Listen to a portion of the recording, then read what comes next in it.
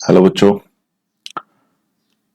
तो जूलॉजी का class 12th revision हम लोग कर रहे थे और जूलॉजी क्लास 12th रिवीजन में हम लोग आ गए थे अपने अगले पार्ट में, अगले चैप्टर में। और आज हम लोग यानी इस क्लास में हम लोग स्टार्ट करेंगे ह्यूमन हेल्थ एंड डिजीजेस। ठीक है, तो मुझे उम्मीद है कि आप अपना जो टॉपिक है वो आप रिवाइज करने के मूड से आए होंगे, है ना। और एनसीईआरटी या जो ब्रह्मास्त्र बुक है उसको आप लेकर बैठेंगे। ठीक है, तो एक एक करके समझते हैं। चैप्टर है ह्यूमन हेल्थ एंड डिजीजेस, और human health and diseases chapter में हम लोग इस चैप्टर की शुरुआत करेंगे और शुरुआत होगी हेल्थ से। ठीक है, कि हेल्थ क्या होती है। तो अगर हम हेल्थ की बात करें तो health is a state of complete physical, mental and social wellbeing. यानी कोई व्यक्ति अगर फिजिकली, मेंटली या सोशली तीनों एस्पेक्ट में नॉर्मल है तो उसे कहेंगे क्या? हेल्थ। उस कंडीशन को हेल्थ कहेंगे। और हेल्थ कैसे अफेक्ट होता है? Health is affected by genetic disorder, infection, change in lifestyle, food, water, rest, exercise habits etcetera. अगर ये सारी चीजें चेंज होती हैं, जिसमें कि जेनेटिक डिसऑर्डर भी होता है, कोई इन्फेक्शन हो गया, किसी की लाइफस्टाइल चेंज हो गई, तो उसकी वजह से हेल्थ अफेक्ट होती है। आप क्या खाते हो, आप कहाँ रहते हो, किस एनवायरनमेंट में रहते हो, आपका डेली रूटीन क्या है, ठीक है, ये सारी चीजें आपकी हेल्थ को अफेक्ट करती हैं। इस बात को ध्यान रखना है। Mind influence immune system through neural and endocrine system and thereby health. Mind जो है हमारा, वो हमारे इम्यून सिस्टम को अफेक्ट करता है न्यूरॉन्स की मदद से और हार्मोन्स की मदद से। इम्यून सिस्टम को बूस्ट करने का काम करता है। इसलिए जो इम्यून सिस्टम है, जब वो अफेक्ट होता है तो वो रिस्पॉन्सिबल होता है हमारी हेल्थ के लिए। तो हमारी हेल्थ भी अफेक्ट होती है, यानी इन्फ्लुएंस होती है। किससे? नर्वस सिस्टम और एंडोक्राइन सिस्टम से। When the functioning of an organ or a system of the body is adversely affected, it is called as disease. अगर हमारी बॉडी का कोई ऑर्गन है या कोई पार्ट है और वो अपना नॉर्मल फंक्शन परफॉर्म नहीं कर पा रहा है, क्या नहीं परफॉर्म कर पा रहा है? नॉर्मल फंक्शन परफॉर्म नहीं कर पा रहा है, तो उसे, उस कंडीशन को क्या कहते हैं? उस कंडीशन को डिजीज कंडीशन कहते हैं। ठीक है, तो डिजीज जो हो सकती है वो इन्फेक्शियस भी हो सकती है, एक पर्सन से दूसरे पर्सन को फैले, या नॉन इन्फेक्शियस भी हो सकती है कि एक से दूसरे को ना फैले। तो नॉन इन्फेक्शियस डिजीज में एक एग्जांपल कैंसर। जैसे कैंसर जिसको होता है वो उसी की बॉडी में डेवलप होता है, लेकिन एक से दूसरे को नहीं फैलता। ठीक है, याद रखना है। तो दो तरह की डिजीज, एक हो गई इन्फेक्शियस और दूसरी हो गई नॉन इन्फेक्शियस। ऐसे ऑर्गेनिज्म जो डिजीज कॉज करते हैं, ऐसे लिविंग ऑर्गेनिज्म जो डिजीज का कारण बनते हैं, जिनकी वजह से डिजीज होती है, ऐसे लिविंग ऑर्गेनिजम्स को पैथोजन कहा जाता है। और ये पैरासाइट्स होते हैं, और ये जिसके ऊपर पैरासाइट होते हैं उस होस्ट को भी ये क्या करते हैं? हार्म करते हैं। तो pathogens are basically parasite which harm their host. अब यहाँ पर इंडियन जो आयुर्वेद सिस्टम है, इंडियन मेडिकल सिस्टम है, उस वहां पर एक फिनोमिना डिस्कशन आता है और उस डिस्कशन की हम लोग बात करेंगे। ठीक है, गुड ह्यूमर यानी गुड फ्लूइड। गुड ह्यूमर का मतलब गुड फ्लूइड हाइपोथेसिस। ये हिप्पोक्रेट्स ने दिया था और इंडियन आयुर्वेदा सिस्टम ने दिया था। इन्होंने बोला था कि it state that the health is a state of body and mind where there is a balance of certain humour person with a black bile belong to a hot personality and would have fever। इनने बोला, यानी जो जो शुरुआती medical system था वहां पर good fluid और बैड फ्लूइड की बात हो रही थी कि हमारी बॉडी में दो तरह का फ्लूइड होता है, एक गुड फ्लूइड होता है, एक बैड फ्लूइड होता है। और ये गुड फ्लूइड और बैड फ्लूइड में बैलेंस होना चाहिए। जिनमें बैड फ्लूइड, या एक एग्जांपल दिया है ब्लैक बाइल, ठीक है, जिनमें ब्लैक बाइल ज्यादा होता है और उनकी जो है हॉट पर्सनालिटी होती है और वो फीवर को ज्यादा अफेक्ट होते हैं, यानी उनको फीवर ज्यादा अफेक्ट करता है। विलियम हार्वे ने इस हाइपोथेसिस को डिस्प्रूव किया, क्योंकि जब हमने पढ़ा इन सब चीजों को तो हमें कोई गुड फ्लूइड बैड फ्लूइड नहीं मिला। He discovered blood circulation and demonstrated normal body temperature in person with a black bile using thermometer। तो उन्होंने जो है बॉडी टेम्परेचर को जो है डिमॉन्स्ट्रेट किया, बॉडी में सर्कुलेशन को डिमॉन्स्ट्रेट किया, मतलब सर्कुलेशन के बारे में डिटेल स्टडी विलियम हार्वे ने ही की थी। ठीक है, तो इन्होंने जब ये सर्कुलेशन किया तो उन्होंने बोला भैया ऐसा कोई गुड फ्लूइड बैड फ्लूइड नहीं होता, और जो ब्लैक बाइल की बात हो रही है वो ब्लैक बाइल भी जैसा कुछ नहीं होता, और थर्मामीटर वो है इंस्ट्रूमेंट जिससे हम टेम्परेचर को क्या करते हैं, डिमॉन्स्ट्रेट करते हैं। ये कहना था किसका, विलियम हार्वे ने, जिन्होंने जो बैड फ्लूइड या बैड ह्यूमर जो हाइपोथेसिस थी उसको डिस्प्रूव किया। ठीक है, फिर बात करते हैं common infectious diseases in man.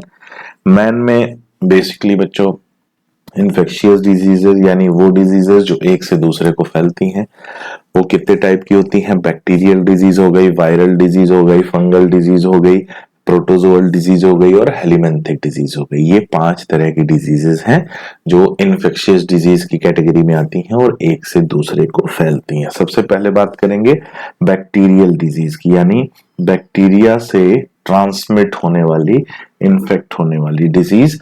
और यहाँ पर पहली डिजीज आती है टाइफॉइड। टाइफॉइड किससे होता है, साल्मोनेला टाइफी बैक्टीरिया है। क्या नाम है, साल्मोनेला टाइफी बैक्टीरिया। ट्रांसमिटेड, ये मोड ऑफ ट्रांसमिशन कैसा होता है, contaminated food and water. Contaminated food and water, तो जो भी कंटेमिनेटेड फूड एंड वाटर से जो डिजीज ट्रांसमिट होती है उसे वाटर ब्रॉन डिजीज कहा जाता है। क्या कहा जाता है, water borne disease. So it enter small intestine, ये हमारे एलिमेंट्री कैनाल में स्मॉल इंटेस्टाइन में एंटर करता है, किसके through, contaminated food and water, and migrate to other organs via, other organs तक माइग्रेट करता है, किसकी मदद से, वाया ब्लड। ब्लड इसको लेके कैरी करता है अलग अलग ऑर्गन्स तक। सिम्टम में याद रखना, ये सिम्टम याद रखना, पूछा जाता है sustained high fever. Sustained high fever मिलता है 39 से 40 डिग्री सेल्सियस तक, और ये लंबे समय तक फीवर बना रहता है, तो प्रोलॉन्ग हाई फीवर है। उसके बाद हेडेक मिलता है, कमजोरी हो जाती है, एब्डोमिनल पेन होता है, कॉन्स्टिपेशन या कब्ज हो जाती है, लॉस ऑफ एपेटाइट, भूख नहीं लगती, इंटेस्टाइन में परफोरेशन, पोर्स बन जाते हैं जिससे इंटेस्टाइनल या एब्डोमिनल क्रैम्प होता है, और एब्डोमेन में टेंडरनेस, ठीक है, कड़ापन एब्डोमेन में पाया जाता है। ठीक है, और डेथ में ऑकर, डेथ भी हो सकती है किसमें, टाइफाइड में। इसके टेस्ट के लिए जो है विडाल टेस्ट परफॉर्म किया जाता है। विडाल टेस्ट जो है एक एंटीजन एंटीबॉडी डिटेक्शन टेस्ट है जिसमें ब्लड सीरम से ये टेस्ट परफॉर्म किया जाता है। एक इंफॉर्मेशन आती है, फैक्ट आता है, मैरी मेलन एक लेडी थी जो प्रोफेशनल कुक थी और वो टाइफॉइड की कैरियर थी, और उसने कई सालों तक, ठीक है, कई लोगों में टाइफॉइड जो है वो फैलाया था, इसीलिए इसे मैरी मेलन को टाइफॉइड मैरी के नाम से भी जाना जाता है। ठीक है, तो ये एक सुपर स्प्रेडर का केस है जो हमारी जो है हिस्ट्री में देखने को मिलता है टाइफॉइड को लेकर। मैरी मेलन याद रखना, टाइफॉइड मैरी कहते हैं। नेक्स्ट आता है निमोनिया। निमोनिया जिसका पैथोजन है, 2 पैथोजन है याद रखना, एक स्ट्रेप्टोकोकस निमोनिया और एक हेमोफिलस इन्फ्लुएंजा। 2 पैथोजन है, दोनों से निमोनिया होता है, दोनों ही सेम इनके सिम्टम और अफेक्टेड ऑर्गन पाए जाते हैं। इट इन्फेक्ट लंग्स एल्विलाई, ये किसको इन्फेक्ट करते हैं, लंग्स के पैसेज को इन्फेक्ट नहीं करते, एल्विलाई पार्ट यानी जहां गैस एक्सचेंज होता है उस गैस एक्सचेंज वाले पार्ट को अफेक्ट करते हैं, और अफेक्ट करते हैं तो उनमें alveoli get filled with fluid, alveoli में फ्लूइड भर जाता है, और फ्लूइड भर जाता है तो हमारे लंग्स में कंजेशन होता है, और कंजेशन होता है तो जितना ऑक्सीजन का ट्रांसपोर्ट होना चाहिए था उतना ऑक्सीजन का ट्रांसपोर्ट नहीं हो पाता, और रेस्पिरेटरी प्रॉब्लम होती है, और इसकी वजह से कंजेस्टिव हार्ट फेलियर भी पाया जाता है। क्या पाया जाता है, कंजेस्टिव हार्ट फेलियर, याद रखना, कंजेस्टिव हार्ट फेलियर भी पाया जाता है। ठीक है, याद रहेगा, कंजेस्टिव हार्ट फेलियर। कैसे फैलता है, मोड ऑफ ट्रांसमिशन, इनहेल करने से। ठीक है, जो इन्फेक्टेड जो ड्रॉपलेट्स होते हैं, कोई आदमी जो इन्फेक्टेड है अगर वो स्नीजिंग या कफिंग करता है तो जो रेस्पिरेटरी ड्रॉपलेट्स रिलीज होते हैं वो रेस्पिरेटरी ड्रॉपलेट्स ही क्या करते हैं, इसको फैलाते हैं। तो जो रेस्पिरेटरी ड्रॉपलेट्स हैं जिन्हें हम एरोसोल कहते हैं, क्या कहते हैं, ड्रॉपलेट्स एरोसोल। इन्फेक्टेड ऑर्गन से शेयरिंग ग्लासेस, अगर ग्लासेस शेयर कर रहे हैं पानी वानी पीने के लिए, ज्यादा कुछ सोचना मत। And utensils with an infected person, और इन्फेक्टेड पर्सन की यूटेंसिल जैसे कप हो गया, प्लेट हो गया, या स्पून हो गया, या पेन हो गया, अगर ऐसी चीजें हम यूज कर रहे हैं तो उससे भी ट्रांसमिशन पाया जाता है। ठीक है, सिम्टम में क्या मिलता है, रेस्पिरेटरी प्रॉब्लम मिलती है। क्या मिलती है, रेस्पिरेटरी प्रॉब्लम, फीवर मिलता है, चिल्स, कफ, फीवर होता है, बुखार होता है, कपकपी होती है, कफ बनता है, हेडेक पाया जाता है। इन सीवियर केसेस, याद रखना, सीवियर केसेस में lips and finger nails turn grey to bluish colour, oxygen की कमी की वजह से ये होता है। ठीक है, ये जो चेंज है, लिप्स और फिंगर्स जो है, nail turn grey to bluish colour, इसे कहा जाता है साइनोसिस। क्या कहा जाता है, साइनोसिस। जब भी कभी बॉडी में ऑक्सीजन की कमी होगी तो ब्लूइश कलरेशन देखा जाता है, ब्लूइश कलरेशन डेवलप होगा, और that condition is known as cyanosis, और वो निमोनिया में देखने को मिलता है। अगर कोई पर्सन हाइपोक्सिक है, किसी पर्सन को हाइपोक्सिया है, तो उस कंडीशन में भी ये देखने को मिलता है। इस बात को ध्यान रखना, हाइपोक्सिया मतलब बॉडी में ऑक्सीजन का ट्रांसपोर्ट कम हो रहा है। ठीक है, अदर बैक्टीरियल डिजीज भी पाई जाती है, जैसे कुछ के नाम जान ले, डिसेंट्री, डिसेंट्री भी कॉमनली बैक्टीरियल डिजीज है, प्लेग, डिप्थीरिया एक्सेट्रा, ये वो बैक्टीरियल डिजीज, इनके केवल नाम जानना है, हालांकि क्लास में हमने इन्हें डिटेल में पढ़ा है। ठीक है, नेक्स्ट आते हैं viral disease. Viral disease common cold, common cold जिस वायरस से होता है उसे कहते हैं राइनो वायरस, और राइनो वायरस ये रेस्पिरेटरी पैसेज को अफेक्ट करता है, ये एल्विलाई या लंग्स को अफेक्ट नहीं करता, जो रेस्पिरेटरी पैसेज है, जो कंडक्टिंग पार्ट है हमारे रेस्पिरेटरी सिस्टम का, उस कंडक्टिंग पार्ट को अफेक्ट करता है। मोड ऑफ ट्रांसमिशन की बात करें, सो मोड ऑफ ट्रांसमिशन में inhaling droplets resulting from cough and sneeze, कैसे, वही है रेस्पिरेटरी ड्रॉपलेट, जिसको जो इन्फेक्टेड पर्सन है वो खांसेगा या छींकेगा तो जो उसके जो रेस्पिरेटरी ड्रॉपलेट्स रिलीज होते हैं उन्हीं के थ्रू इसका ट्रांसमिशन पाया जाता है।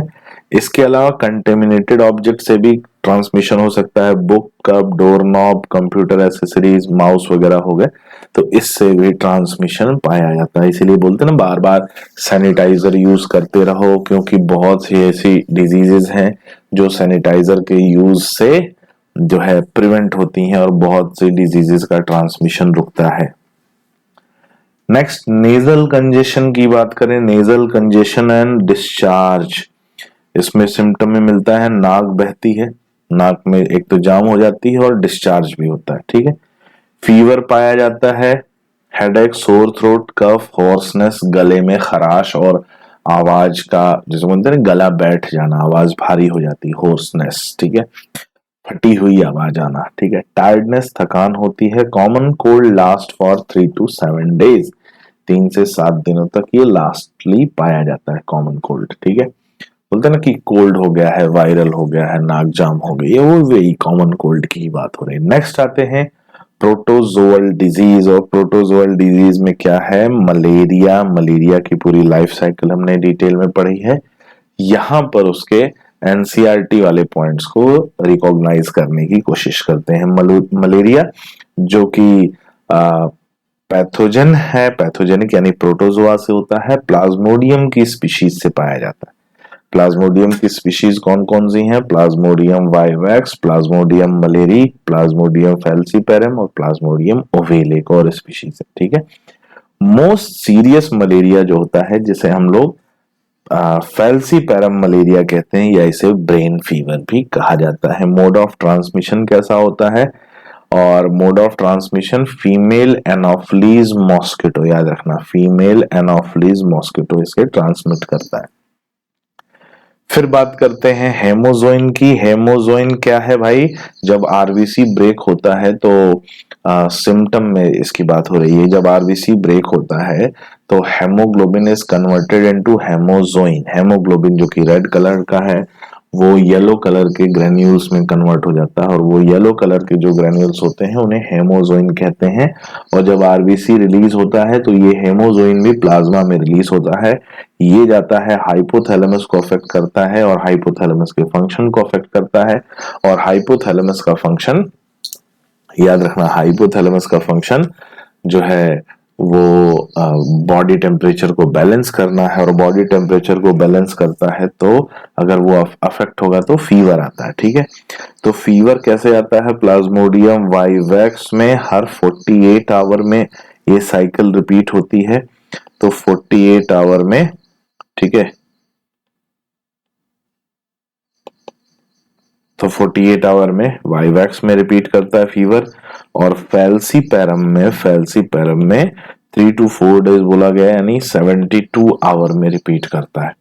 तो फीवर कितनी देर में रिपीट कर रहा है उससे हम एक कॉमन आइडिया लगा सकते हैं कि किस तरह का ट्रांसमिशन पाया जाता है। तो सबसे पहले बात करते हैं लाइफ साइकिल ऑफ प्लाज्मोडियम की। प्लाज्मोडियम की लाइफ साइकिल, भाई ध्यान से सुनना, ठीक है, जितना डिटेल हमने क्लास में पढ़ा था हम यहाँ पर उसमें से केवल इंपॉर्टेंट पॉइंट्स को उठाएंगे। तो वो जो डिटेल वर्जन है उसके इंपॉर्टेंट पॉइंट्स आपको याद रहने चाहिए। सबसे पहली बात, शुरुआत करते हैं कि जब कोई इन्फेक्टेड मॉस्किटो अगर ह्यूमन को बाइट करता है, ह्यूमन बाइट करता है, तो इन्फेक्टेड मॉस्किटो में क्या उसके सलाइवा में प्रेजेंट होते हैं? स्पोरोजोइट। ठीक है, स्पोरोजोइट प्रेजेंट होते हैं, और जब स्पोरोजोइट मॉस्किटो बाइट करता है तो ये स्पोरोजोइट जो है मॉस्किटो से ह्यूमन बॉडी में रिलीज होते हैं। तो इसलिए sporozoite is the infective stage for human. ये जो स्पोरोजोइट हैं ये ब्लड से होते हुए लिवर तक पहुंचते हैं। लिवर में ये asexual phase of reproduction perform करते हैं, जिसे हम शाइजोगोनी कहते हैं। और शाइजोगोनी कहते हैं तो ये अपने नंबर को बढ़ाते हैं जिसमें शाइजोंट बनता है, और नंबर बढ़ाते हैं और लिवर सेल को बर्स्ट करते हैं, और जो इनकी नेक्स्ट जनरेशन के जो पैथोजन है वो रिलीज होते हैं ब्लड में। ब्लड में ये भी एसेक्सुअल रिप्रोडक्शन करता है आरबीसी में, और उसके बाद आरबीसी को बर्स्ट करता है जिससे हेमोजोइन रिलीज होता है, और हेमोजोइन से फीवर आता है। आरबीसी को बस्ट करने के बाद ये गैमीट्स बनाते हैं, और गैमीट्स बनाते हैं तो ये साइकिल बार बार रिपीट होती रहती है, हर 48 आवर में रिपीट होती रहती है। तो जो गैमीट्स बनते हैं वो आरबीसी के अंदर बनते हैं। फिर आरबीसी बस्ट होती है तो ये गैमीट प्लाज्मा में रिलीज होते हैं, और दोबारा एक अनइन्फेक्टेड मॉस्किटो अगर इन्हें बाइट करेगा तो ये गैमीट उसी के थ्रू, ब्लड के थ्रू कहाँ चले जाएंगे? अनइन्फेक्टेड मॉस्किटो में। उसके क्रॉप में जाकर ये फ्यूज होते हैं, फर्टिलाइज होते हैं, जाइगोट बनता है, और जाइगोट बनने के बाद क्रॉप ऑफ मॉस्किटो में फिर वो जो है वहां से एस्केप करके क्रॉप की वॉल में इंटरसेलुलर स्पेस से होते हुए, इंटेस्टाइन से होते हुए ये पहुंचता है सलाइवरी ग्लैंड में। और जब सलाइवरी ग्लैंड में पहुंचता है तो ये दोबारा क्या बन जाता है? स्पोरोजोइट बन जाता है। ठीक, ये लाइफ साइकिल है किसकी? प्लाज्मोडियम की। फिर बात करते हैं अमीबियासिस की। तो इसके ट्रीटमेंट को लेकर एक बड़ा क्वेश्चन आता है कि ट्रीटमेंट में सिंकोना प्लांट जो है, सिंकोना प्लांट की बार्क से मेडिसिन बनाई जाती है, क्लोरोक्विन। ठीक है, क्लोरोक्विन मेडिसिन है। क्विनीन मिलता है सिंकोना प्लांट से, और वो क्विनीन रॉ मटेरियल है। लगभग सभी एंटी मलेरियल ड्रग्स का रॉ मटेरियल है क्विनीन, जो मिलता कहां से है? बार्क ऑफ सिंकोना प्लांट से। नेक्स्ट आते हैं अमीबियासिस, जिसे हम कहते हैं अमीबिक डिसेंट्री, या इसे अमीबियासिस जिसे अमीबिक डिसेंट्री कहते हैं। कौन पैथोजन है? Entamoeba histolytica. याद रखना कौन पैथोजन है? Entamoeba histolytica. कैसे फैलता है? ये भी वाटर ब्रॉन डिजीज है। वैसे तो हाउस फ्लाइज इसको फैलाती हैं, लेकिन कंटेमिनेटेड फूड एंड वाटर से ये फैलता है, याद रखना। क्या सिम्टम है? इंटेस्टाइन को अफेक्ट करता है, कोलोन को अफेक्ट करता है, एब्डोमेन में कॉन्स्टिपेशन होता है, एब्डोमिनल पेन होता है, मरोड़ होती है, cramps, stool with excess mucus and blood clot. तो जब इंटेस्टाइन में पोर्स बनाते हैं तो वहां से ब्लड रिलीज होता है, और जो एक्सक्रीटा है, जो स्टूल है, उसमें म्यूकस का प्रेजेंस ज्यादा होता है, ज्यादा वाटरी फ्लूइड होता है, स्टूल होता है, और फाउल स्मेल प्रेजेंट होता है उसमें, याद रखना। फाउल स्मेल ट्रीटमेंट में हम लोग क्या देते हैं, Metrogyl and Flagyl anti protozoal drug में दिया जाता है, अमीबियासिस में दिया जाता है, ठीक है, याद रहेगा। नेक्स्ट आते हैं हेलिमेंथिक डिजीज। हेलिमेंथिक डिजीज में क्या आ गई, हेलिमेंथिक डिजीज एस्कैरियासिस। कौन सी डिजीज है, एस्कैरियासिस। पैथोजन कौन है, एस्कैरिस है, इंटेस्टाइनल पैरासाइट है। एस्के हेलिमेंथीज को बिलोंग करता है। मोड ऑफ ट्रांसमिशन कैसा है, सॉइल, याद रखना, वाटर, वेजिटेबल, फ्रूट्स। जो बिना धुले हुए फल और सब्जी अपन लोग खा लेते हैं ना, कभी ऐसा गए मार्केट में और ऐसा दिखे, हाँ उठाया गाजर और शुरू हो गया, अरे अच्छा नहीं, टेस्टी नहीं, तो उससे इसका ट्रांसमिशन होता है। Contaminated with faces, egg containing eggs of parasite. तो कोई भी ऐसा फ्रूट या वेजिटेबल जो भी वॉश्ड नहीं है उसमें, जहां भी रहा होगा, जिस सॉइल में रहा होगा, वहां इसका फीकल मैटर जो भी रहा होगा इन्फेक्टेड पर्सन का, तो उनमें एग्स पाए जाते हैं और उन्हीं एग से इसका ट्रांसमिशन होता है। क्या सिम्टम है भाई, इंटेस्टाइन में पोर्स बनाता है, इंटरनल ब्लीडिंग पाई जाती है, मस्कुलर पेन होता है, फीवर, ब्लड की कमी, anaemia, blockage of intestinal passage, यानी इंटेस्टाइन से फूड पास होने में ब्लॉकेज होता है। ये सिम्टम मिलते हैं किसके, एस्कैरिस के, याद रखना। नेक्स्ट आते हैं फाइलेरियासिस, जिसे हम एलिफेंटियासिस भी कहते हैं। फाइलेरिया वॉर्म वुचरेरिया ब्रैंकोफ्टी से होता है। एक और पैथोजन है, दो है ये, Wuchereria bancrofti and Wuchereria malayi, याद रखना। मोड ऑफ ट्रांसमिशन क्या है, bite of female Culex mosquito. Female Culex mosquito bite करेगा तो उससे ये फैलता है। सिम्टम की बात करें तो फाइलेरियल वॉर्म, ठीक है, फाइलेरियल वॉर्म ये बॉडी के लिम्स के लिम्फेटिक वेसल्स को अफेक्ट करता है, यूजुअली हाथ पैरों में से पैरों की लिम्फेटिक वेसल्स को अफेक्ट करता है। लंबे समय तक उसमें इंटरस्टिशियल फ्लूइड का डिपोजिशन पाया जाता है, जिससे क्रॉनिक इन्फ्लेमेशन, सूजन आ जाती है, हाथ पैर जो है स्वेलिंग आ जाती है और वो डिफॉर्म हो जाते हैं, मोटे मोटे पैर हो जाते हैं और कई सालों तक ये पाए जाते हैं। और ये भी है कि लिम्फेटिक वेसल्स लोअर लिम्स की जो है वो गोनाइड से भी कनेक्टेड होती हैं, तो ये गोनाइड्स यानी जेनाइटल ऑर्गन्स को भी अफेक्ट करते हैं, ठीक है। नेक्स्ट आता है फंगल डिजीज। फंगल डिजीज की बात करें तो फंगल डिजीज में हमें मिलेगा रिंग वॉर्म, दाद कहते हैं जिसे, है ना। गर्म बारिश के मौसम में लोग गले के पास या हाथ पैरों में हाइजीनिक जो लोग नहीं होते या प्रॉपर हाइजीन मेंटेन नहीं करते, ठीक है, तो उनमें पाया जाता है ये फंगल डिजीज है। याद रखना 3 फंजाई हैं जो माइक्रोस्पोरम, ट्राइकोफाइटोन और एपिडर्मोफाइटोन, यही 3 हैं जो क्या फैलाते हैं, रिंग वॉर्म का कारण होते हैं, ये पैथोजन है। तो these are seen in groin between toes, ठीक है, ग्रोइन यानी जहां भी स्किन फोल्ड्स प्रेजेंट होते हैं वहां पर ये प्रेजेंट होता है। उंगलियां हो गई, कान के पीछे हो गए, ठीक है, और फिर टोज में, पैरों के बीच में ये पाया जाता है, ठीक है। Mode of transmission from soil और बाय यूजिंग टॉवेल। सॉइल से ट्रांसमिशन होता है क्योंकि सॉइल में फंगल स्पोर्स पाए जा सकते हैं, और जो इन्फेक्टेड पर्सन अगर किसी ने टॉवेल यूज किया तो उसी यूज टॉवेल्स के से भी हो सकता है। यूज्ड क्लोथ, कॉम्ब एक्सेट्रा से भी हो सकता है। Heat and moisture, heat and moisture help fungi to grow. याद रखना हमने पढ़ा है, high temperature and high humidity favourable condition provide करती है। क्या प्रोवाइड करती है, हाई कंडीशन, मतलब हाई टेम्परेचर और high humidity favourable condition provide करती है। किसके लिए, फेवरेबल कंडीशन प्रोवाइड करती है ये फंजाई को ग्रो करने के लिए, ठीक है। तो जब भी आप देखोगे बारिश का मौसम आता है, जब गर्मी भी ज्यादा होती है, मॉइस्चर भी ज्यादा होता है, तब फंगल इन्फेक्शंस बहुत ज्यादा फैलते हैं, ठीक है। हर जगह कहीं भी देखोगे पेड़ वेड़ पे ऐसे फंजाई वगैरह उग जाते हैं, क्यों, क्योंकि उन्हें मिल जाता है suitable environment, high temperature and high humidity. Symptoms की बात करें तो सिम्टम्स में ड्राइनेस, जहां भी इनका डेवलपमेंट होता है वहां पर स्किन में क्या है, ड्राइनेस पाई जाती है। Scaly lesions on skin, skin से स्केल्स निकलना शुरू होते हैं, ठीक है, बोलते हैं छिलके निकलना शुरू होते हैं, ठीक है।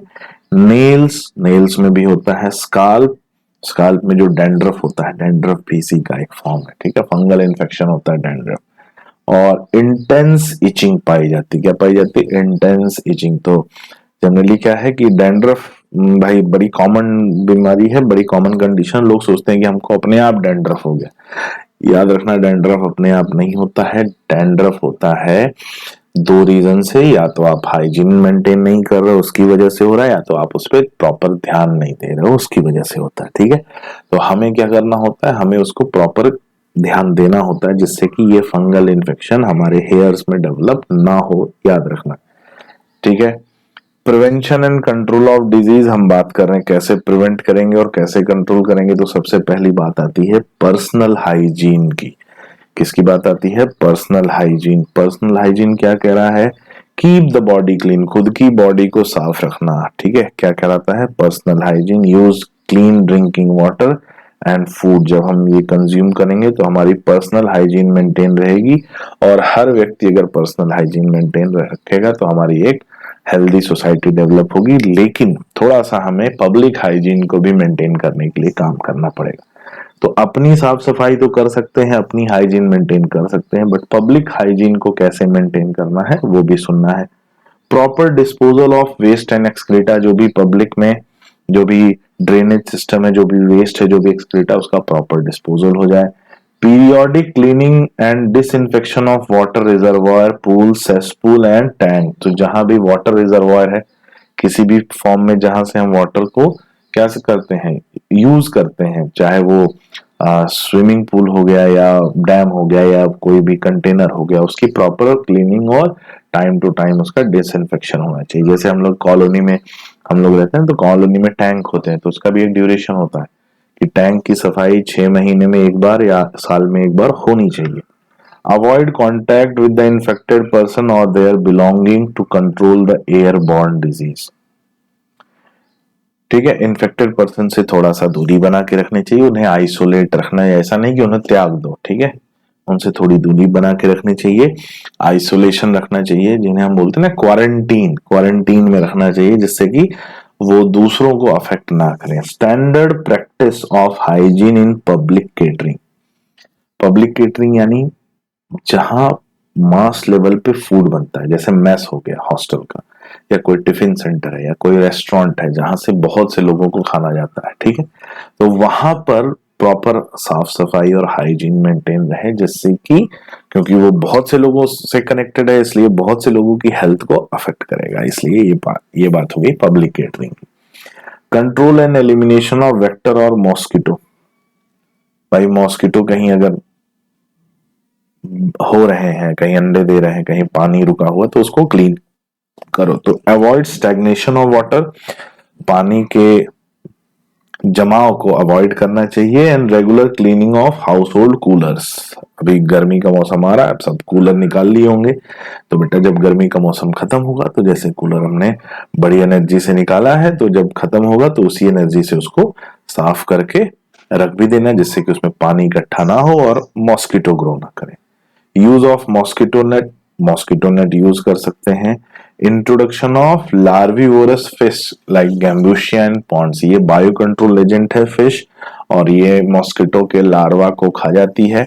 मॉस्किटो के लार्वा को खा जाती है तो ये क्या करती है, ये मॉस्किटो और मलेरिया दोनों की ग्रोथ को कंट्रोल करती है, इसीलिए इसे bio control agent for control of malaria कहा जाता है। स्प्रेइंग इंसेक्टिसाइड्स इन डिचेस। कहीं भी अगर गड्ढा हो गया है, पानी वानी इकट्ठा है, तो वहां पे इंसेक्टिसाइड स्प्रे कर दो या केरोसिन ऑयल स्प्रे कर दो। और ड्रेनेज और स्वैम्प, जो कहीं अगर स्वैम्पी रीजन, कहीं नाले का पानी बहुत सारा इकट्ठा हो गया या ड्रेनेज में बहुत स्लो मूवमेंट, तो वहां पर भी डाल सकते हैं।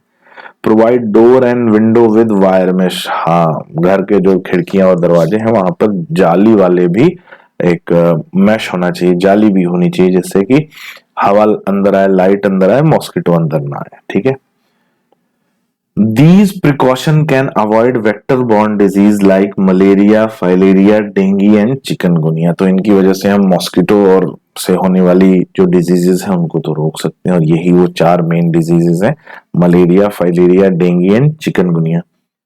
वैक्सीन एंड इम्यूनाइजेशन की बात करें, vaccine and immunisation help to control diseases like small pox, polio, diphtheria, pneumonia and tetanus. तो वैक्सीनेशन बहुत जरूरी है, इम्यूनाइजेशन जरूरी है, जिससे हमें इन बीमारियों से क्या हो जाएगा, प्रोटेक्शन मिल जाएगा। बैक्टीरियल डिजीज के बेसिकली ट्रीटमेंट के लिए हम ड्रग्स लाइक एंटीबायोटिक्स भी यूज कर सकते हैं, जिससे हम इन्फेक्शियस डिजीजेस से बचे रहेंगे। ठीक है, नेक्स्ट आते हैं immune system, human immune system. Human immune system क्या है? It is a system that give immunity to our body. ये हमारी बॉडी को इम्यूनिटी प्रोवाइड करता है और ये हमारी बॉडी को ये एबिलिटी प्रोवाइड करता है कि हम फ्यूचर में आने वाले जो पैथोजन हैं उन पैथोजन को क्या कर सकें, रिकॉग्नाइज कर सकें, उन्हें रिमेंबर कर सकें। रिकॉग्नाइज करेंगे, रिमेंबर करेंगे तो हम समझ जाएंगे। ठीक है, it play role in the allergic reaction. ठीक है, ये बॉडी में एलर्जिक रिएक्शन को कंट्रोल करने में रोल प्ले करता है। ऑटो इम्यून डिजीजेस के लिए भी इम्यून सिस्टम ही जिम्मेदार होता है, और ऑर्गन ट्रांसप्लांट को एक्सेप्ट करना है या रिजेक्ट करना है, इसके लिए भी इम्यून सिस्टम ही जिम्मेदार होता है। ठीक है, ये लिम्फॉइड किसका बना होता है? इसमें लिम्फॉइड ऑर्गन्स पाए जाते हैं, लिम्फॉइड टिश्यू पाए जाते हैं, सेल्स पाई जाती हैं और एंटीबॉडीज पाई जाती हैं। ये चार कंपोनेंट मिलकर हमारा इम्यून सिस्टम बनाते हैं। और इम्यून सिस्टम की बात करें तो हमारा इम्यून सिस्टम दो टाइप का होता है, इन्नेट और एक्वायर्ड। वो इम्यून सिस्टम जो बर्थ से प्रेजेंट है वो क्या है? इन्नेट। और वो इम्यून सिस्टम जो बर्थ के बाद डेवलप होता है, एनवायरनमेंट से एक्सपोजर लेकर डेवलप होता है, उसे कहते हैं एक्वायर्ड। फिर बात आती है इन्नेट या इनबॉर्न इम्यूनिटी की। बात करें इन्नेट या इनबॉर्न इम्यूनिटी में, it is a non specific immunity. Non specific, सभी पर एक जैसा काम करती है, इसीलिए बोलते हैं नॉन स्पेसिफिक। कोई भी पैथोजन हो सभी के लिए एक जैसा काम करती है, इसीलिए बोला गया non specific immunity present at the time of birth. चार तरह की होती है, इन्हें बैरियर्स कहा जाता है। तो चार तरह के बैरियर्स ये पाए जाते हैं। कौन कौन से हैं? पहला है फिजिकल बैरियर। फिजिकल बैरियर जो एक फिजिकल लेयर की तरह काम करती है और बॉडी में माइक्रोब्स को एंटर करने से रोकती है। ये प्रिवेंट एंट्री ऑफ माइक्रोब्स। ठीक है, प्रिवेंट एंट्री ऑफ माइक्रोब्स, जैसे एग्जांपल स्किन हो गया, हमारी म्यूकस मेम्ब्रेन हो गई, म्यूकोजा जो लेयर है, ये भी रेस्पिरेटरी और गैस्ट्रोइंटेस्टाइनल ट्रैक्ट में पाई जाती है, यूरोजेनाइटल सिस्टम में भी पाया जाता है। म्यूकस क्या करता है? माइक्रोब्स को ट्रैप कर लेता है। तो स्किन और म्यूकस मेम्ब्रेन यानी म्यूकोजा ये एग्जांपल हो जाते हैं फिजिकल बैरियर का। आपको याद होगा skin is found to be waterproof and bacteria proof. क्यों? क्योंकि स्किन की जो आउटर मोस्ट लेयर है एपिडर्मिस, एपिडर्मिस की outermost layer stratum corneum, it is made up of dead cell layer, और डेड सेल्स पे कभी bacteria attack नहीं करते। और दूसरा, इन सेल्स के बीच में टाइट जंक्शन मिलता है, जिसकी वजह से यहां से वाटर लीक नहीं कर सकता, तो वाटर स्किन से होते हुए बॉडी के अंदर नहीं जा सकता। ठीक है, नेक्स्ट आता है फिजियोलॉजिकल बैरियर। फिजियोलॉजिकल बैरियर की बात करें तो फिजियोलॉजिकल बैरियर में दे प्रिवेंट माइक्रोबियल ग्रोथ। ये माइक्रोबियल ग्रोथ को प्रिवेंट करते हैं। एग्जांपल गैस्ट्रिक HCl, सलाइवा, जो HCl का सिक्रीशन हो रहा है, सलाइवा का सिक्रीशन हो रहा है, ठीक है, टीयर्स का सिक्रीशन हो रहा है, ये सब क्या है? फिजियोलॉजिकल बैरियर है, क्योंकि ये बॉडी में फिजियोलॉजिकल प्रोडक्ट के फॉर्म में सिक्रीट होते हैं। फिर आता है सेलुलर बैरियर। सेलुलर बैरियर की बात करें तो कई ऐसी सेल्स हैं जो प्रोटेक्शन और बैरियर का काम करती हैं, प्रोटेक्शन के लिए काम करती हैं, जैसे कि फैगोसाइट्स हमने सुना है। फैगोसाइटोसिस परफॉर्म करने वाली सेल्स कौन कौन सी होती हैं? WBC होती हैं, पॉलीमॉर्फोन्यूक्लियर ल्यूकोसाइट्स होती हैं, PMNL सेल्स होती हैं, न्यूट्रोफिल्स होती हैं, मोनोसाइट्स होती हैं, NK सेल्स होती हैं, मैक्रोफेजेस होती हैं। ये फैगोसाइटोसिस करती हैं और बॉडी को प्रोटेक्ट करने का काम करती हैं। याद रहेगा, ठीक है, याद रखना अपने। नेक्स्ट आता है साइटोकाइन बैरियर।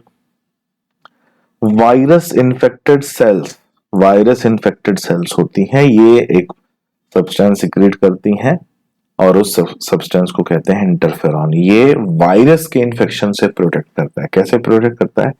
मान लो बॉडी में एक सेल पर वायरस ने अटैक किया, तो जिस सेल पे अटैक हुआ है वो इंटरफेरॉन सिक्रीट करती है और वो आजू बाजू के सेल्स को इंफॉर्मेशन देता है कि वो प्रोटीन सिंथेसिस को रोक दें। तो अगल बगल की सेल्स जो है प्रोटीन सिंथेसिस को रोक देती हैं। इससे क्या होता है? जो वायरल इन्फेक्शन है वो एक सेल पे तो अटैक कर पाता है, लेकिन एक से दूसरी सेल्स पर अटैक नहीं कर पाता, और इसे एंटीवायरल प्रोटीन भी कहा जाता है। ठीक है, क्या कहा जाता है? Antiviral protein. और नॉन इन्फेक्टेड सेल्स को वायरल इन्फेक्शन से बचाता है। नेक्स्ट आते हैं एक्वायर्ड इम्यूनिटी। एक्वायर्ड इम्यूनिटी वो इम्यूनिटी है जो पैथोजन के एक्सपोजर की वजह से डेवलप होती है और लाइफ में जब भी एक्सपोजर होगा तभी ये डेवलप होगी। पहली बार जब भी एक्सपोजर होता है तो ये मेमोरी बना लेती है, जिससे कि अगर सेकेंड टाइम में उसी पैथोजन का अगर बॉडी पर अटैक हो तो बॉडी जो है रिस्पॉन्स दे, और सेकेंड टाइम में एक्सपोजर से जो रिस्पॉन्स देता है उसे सेकेंडरी रिस्पॉन्स या एनामनेस्टिक रिस्पॉन्स कहा जाता है। और ये सेकेंडरी रिस्पॉन्स जो है हाई इंटेंसिटी वाला फ्रीक्वेंट रिस्पॉन्स होता है, यानी कम समय में ज्यादा इंटेंसिटी वाला रिस्पॉन्स होता है। तो जब भी कम समय में ज्यादा इंटेंसिटी वाला रिस्पॉन्स देता है तो उसे क्या कहा जाता है? एनामनेस्टिक रिस्पॉन्स। क्या कहते हैं बच्चों? एनामनेस्टिक रिस्पॉन्स, याद रखना।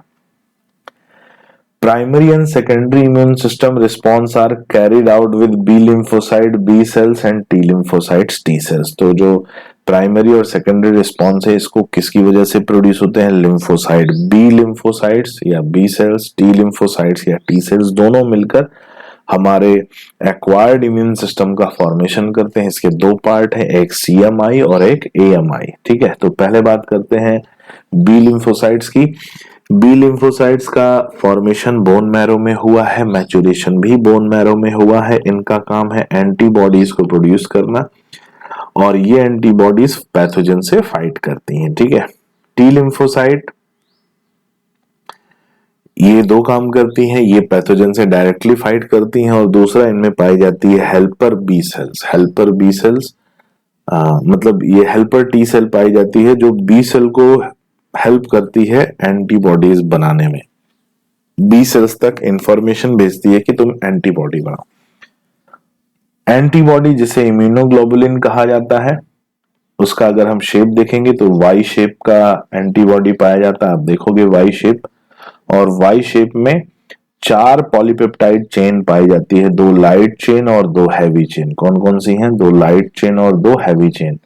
इसलिए इन्हें H2L2 भी कहा जाता है। क्या कहा जाता है? H2L2, heavy 2 light 2। अब यहाँ पे आप अगर देखोगे इस डायग्राम को, बहुत ध्यान से देखो इस डायग्राम को। ठीक है, ये डायग्राम क्या कह रहा है? इसमें एक लाइट चेन ये है, ठीक है, समझ में आ रहा है? लाइट चेन, हाँ, एक लाइट चेन ये है, और ये अंदर की तरफ जो है ये हैवी चेन है। ठीक है, तो अब ये जो लाइट चेन हैवी चेन एक साथ बंधी हुई है, किसकी वजह से बंधी हुई है? ये जो बॉन्ड दिख रहे हैं इनके बीच में, कौन से बॉन्ड है? डाइसल्फाइड बॉन्ड है। कौन से बॉन्ड बच्चों? डाइसल्फाइड बॉन्ड है। अब याद रखना डाइसल्फाइड बॉन्ड कहां कहां पाया जाता है। तो देखो कहां कहां पाया जा रहा है भाई? एक तो हैवी चेन और हैवी चेन के बीच में पाया जा रहा है, यानी in between both the heavy chain, दोनों हैवी चेन के बीच में प्रेजेंट है। ठीक है, हैवी चेन के अंदर भी प्रेजेंट है, यानी हैवी चेन के भी अलग अलग पार्ट्स को आपस में कनेक्ट कर रहा है। हैवी चेन को लाइट चेन से कनेक्ट कर रहा है। आप देखोगे हैवी चेन और लाइट चेन को आपस में कनेक्ट कर रहा है। लाइट चेन के भी इंटरनल पार्ट्स को आपस में कनेक्ट कर रहा है, यानी with in the light chain भी ये क्या है? प्रेजेंट है। लेकिन लाइट चेन को लाइट चेन से कनेक्ट नहीं करता, याद रखना, लाइट चेन को लाइट चेन से कनेक्ट नहीं करता, बाकी सबको आपस में कनेक्ट करता है। ऊपर जो वाई शेप एंड होते हैं यहाँ पर एंटीजन बाइंडिंग साइट होता है, एक एंटीजन यहाँ जुड़ता है और एक एंटीजन यहाँ जुड़ता है। तो एक जो यूनिट है एंटीबॉडी की वाई शेप स्ट्रक्चर है, उसमें 2 एंटीजन जुड़ते हैं। कितने एंटीजन? 2 एंटीजन जुड़ते हैं, एक इस तरफ और एक इस तरफ। ठीक है, याद रखना। तो 5 तरह की एंटीबॉडी पाई जाती है, GAMDE, यहाँ पे ED लिखा है, ऐसे याद रखना, GAMDE, ये इनका रिड्यूस हो रहा 5 तरह के, E हो या D हो कोई फर्क नहीं पड़ता, लेकिन अगर ये सीक्वेंस है GAMDE तो ये सीक्वेंस बताता है इनका डिक्रीजिंग ऑर्डर ऑफ परसेंटेज। ठीक है, डिक्रीजिंग ऑर्डर ऑफ परसेंटेज या डिक्रीजिंग ऑर्डर ऑफ इनकी क्वांटिटी को बताता है। ठीक है, नेक्स्ट आता है types of acquired immune response. Types of acquired immune response की बात करें तो यहाँ पर types of acquired immune response में ह्यूमोरल इम्यून रिस्पॉन्स मिलता है। क्या मिलता है? ह्यूमोरल इम्यून रिस्पॉन्स, यानी जो एंटीबॉडी से इम्यून रिस्पॉन्स मिलता है वो ह्यूमोरल इम्यून रिस्पॉन्स कहलाता है। क्यों कहलाता है? क्योंकि एंटीबॉडीज ब्लड के थ्रू यानी ब्लड प्लाज्मा में प्रेजेंट होती हैं और ब्लड के थ्रू ये पूरी बॉडी में ट्रेवल करती हैं, इसीलिए इसे ह्यूमोरल इम्यूनिटी कहा जाता है। और एंटीबॉडी की वजह से ये इम्यूनिटी मिलती है, इसलिए इसे एंटीबॉडी मेडिएटेड इम्यूनिटी कहते हैं। ठीक है, क्या कहते हैं? एंटीबॉडी मेडिएटेड इम्यूनिटी या ह्यूमोरल इम्यूनिटी। याद रहेगा? एकदम याद रहेगा। दूसरी आती है सेल मीडिएटेड इम्यूनिटी। इसमें सेल्स, टी लिम्फोसाइट सेल्स होती हैं, ये मेनली परफॉर्म करती हैं। ठीक है, और ये परफॉर्म करती हैं, डिफरेंशिएट करती हैं कि कौन सा सेल्फ टिश्यू है और कौन सा नॉन सेल्फ टिश्यू है। मतलब कौन सा टिश्यू हमारी बॉडी का है और कौन सा सेल बॉडी के बाहर से आया है। ठीक है, यही वो ऑर्गन, यही वो सेल्स हैं जिनकी वजह से ऑर्गन ट्रांसप्लांट में रिजेक्शन पाया जाता है, यानी टिश्यू ग्राफ्टिंग में रिजेक्शन पाया जाता है। ठीक है, बेसिकली इसके लिए जो सेल्स रिस्पॉन्सिबल होती है वो है किलर टी सेल। कौन सी है? किलर टी सेल या साइटोटॉक्सिक टी सेल भी कहा जाता है। TC cell, killer T cell या साइटोटॉक्सिक टी सेल, ये फैगोसाइटोसिस करती है। Next, tissue matching and blood group matching are essential before undertaking और ग्राफ्ट ट्रांसप्लांटेशन। मतलब अगर किसी को ब्लड डोनेट करना हो या ऑर्गन डोनेट करना हो तो उसके लिए टिश्यू मैचिंग और ब्लड ग्रुप मैचिंग करना बहुत जरूरी है।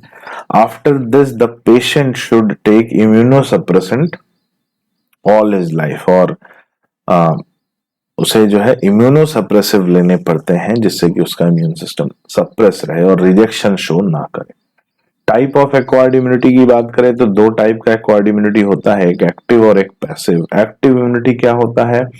एक्टिव इम्यूनिटी वो इम्यूनिटी होती है जिसमें एंटीबॉडीज हमारी बॉडी में ही प्रोड्यूस होती हैं जब भी हमारी बॉडी पर एंटीजन का एक्सपोजर होता है। ठीक है, और ये दो तरह का होता है। नेचुरल एक्सपोजर से अगर प्रोड्यूस हो रही है तो नेचुरल एक्टिव इम्यूनिटी, जैसे कि अगर चिकन पॉक्स वगैरह हो जाए और हम कोई ट्रीटमेंट ना ले, आराम करें, तो धीरे धीरे हमारी बॉडी क्या हो जाती है?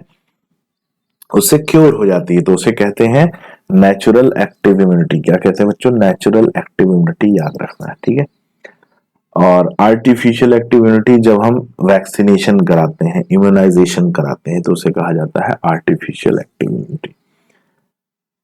अगला आता है पैसिव इम्यूनिटी। पैसिव में रेडीमेड एंटीबॉडीज को इंट्रोड्यूस किया जाता है, तो अगर नेचुरल तरीके से इंट्रोड्यूस हो रहा है तो वो कहलाएगा नेचुरल पैसिव इम्यूनिटी। जैसे कि मदर से चाइल्ड में जो है ट्रांसफर होता है, तो प्लासेंटा से आईजीजी एंटीबॉडी होती है और जो मिल्क होता है उससे आईजी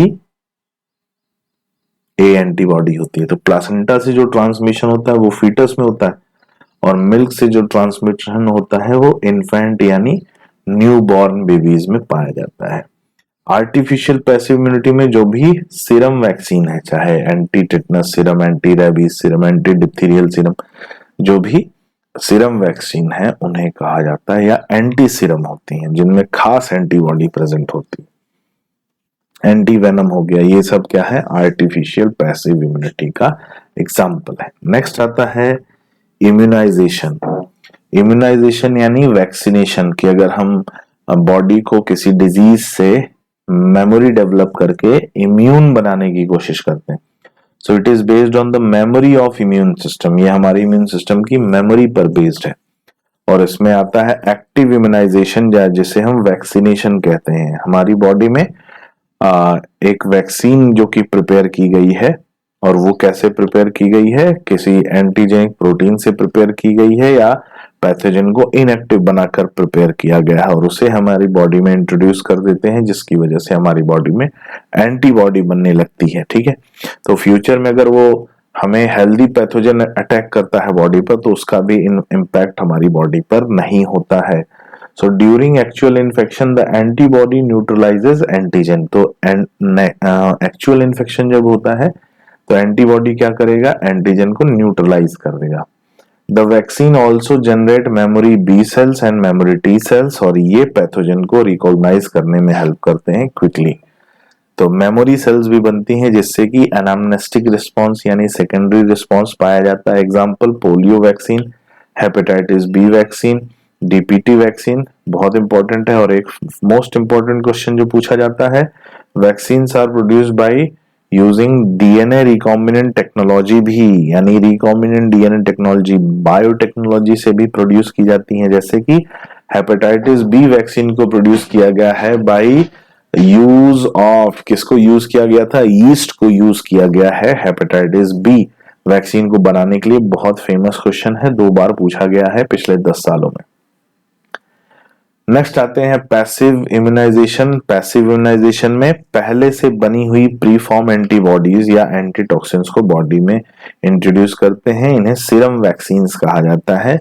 जैसे कि immunisation against tetanus, anti tetanus serum या एंटी वेनम जो हमने पढ़ा है, एंटी डिप्थीरियल सीरम पढ़ा है, ठीक है, एंटी रेबीज सीरम। ये क्या है, प्रीफॉर्म एंटीबॉडीज होती हैं जो क्विक रिस्पॉन्स देती हैं। तो इन्हें कब यूज करते हैं, इन्हें यूज करते हैं इन्फेक्शन के बाद। कब यूज करते हैं, इन्फेक्शन के बाद। नेक्स्ट आते हैं एलर्जी। एलर्जी क्या होती है, जब हमारा इम्यून सिस्टम एग्जेजरेटेड रिस्पॉन्स देता है, यानी जरूरत से ज्यादा का रिस्पॉन्स देता है किसी भी एक्सटर्नल फैक्टर के लिए, एनवायरमेंट के लिए, तो उसे कहा जाता है एलर्जी। जिस रीजन से एलर्जी होती है उन फैक्टर्स को एलर्जन कहा जाता है। एलर्जन कुछ भी हो सकता है, कोई एनिमल का पार्टिकल हो सकता है, डस्ट हो सकता है, पॉलन हो सकता है, फाइबर हो सकता है, कोई फूड प्रोडक्ट हो सकता है, कुछ भी ऐसा है जिसकी वजह से बॉडी हाइपर सेंसिटिविटी शो कर रही है, तो उसे क्या कहेंगे, एलर्जी। मेनली इसके लिए कौन रिस्पॉन्सिबल है, आईजीई एंटीबॉडी रिस्पॉन्सिबल है। कौन रिस्पॉन्सिबल है, आईजीई, क्योंकि जो एलर्जन होते हैं वो बॉडी में आईजीई एंटीबॉडी को ही प्रोड्यूस कराते हैं। IgE binds on mast cell, तो एलर्जन प्रोड्यूस कराते हैं आईजीई, आईजीई बाइंड होता है मास्ट सेल से, और मास्ट सेल प्रोड्यूस कराते हैं हिस्टामिन एंड सेरोटोनिन, और ये रिस्पांस देते हैं किसका, एलर्जिक रिएक्शन का। ये बॉडी में एलर्जी प्रोड्यूस कराते हैं। क्या सिम्टम आता है एलर्जी में, स्नीजिंग, छींक आती है, वाटरी आईज, आंख से पानी आता है, running nose, difficulty in breathing, wheezing, skin rashes etcetera. Asthma एक एलर्जिक डिसऑर्डर है जिसमें वीजिंग साउंड प्रोड्यूस होता है, ठीक है। स्किन रैशेस वगैरह पाए जाते हैं किसमें, ये हमें एक्जिमा में अगर आपने देखा होगा तो उसमें मिलते हैं। Determination of cause of allergy, क्या एलर्जी का कॉज होता है समझने की कोशिश करें।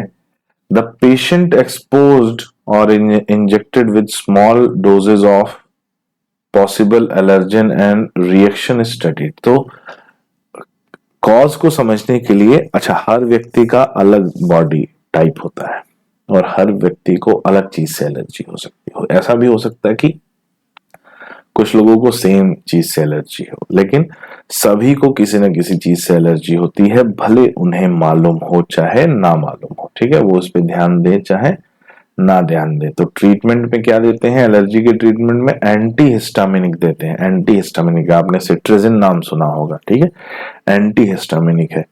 एड्रेनलिन देते हैं, ये भी एंटी एलर्जिक काम करता है, तो याद रखना adrenaline is also used as anti allergic.